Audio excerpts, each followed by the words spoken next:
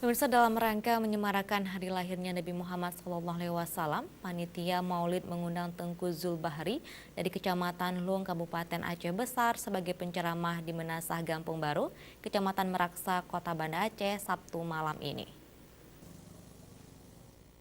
Sejumlah warga Gampung Baru Kecamatan Meraksa bergotong royong bersama, mulai dari membersihkan pekarangan menasah, mempersiapkan sound system dan panggung, serta menyembelih hewan ternak.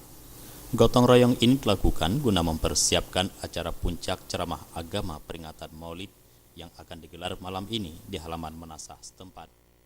Dalam peringatan Maulid Nabi kali ini, Gampung Baru mengundang penceramah Tengku Zulbahri dari Luang Aceh Besar. Gecik Gampung Baru Mulyadi M. Daud mengatakan, kegiatan ini bertujuan untuk memperkuat ukhuwah antara pemuda dan orang tua Gampung, juga guna memotivasi masyarakat untuk memperdalam ilmu agama.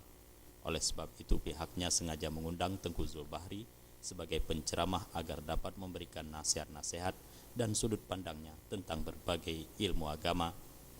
Karena ilmu agama sangat penting diaplikasikan dalam semua aspek kehidupan yang akan menyelamatkan generasi muda untuk mencintai agamanya.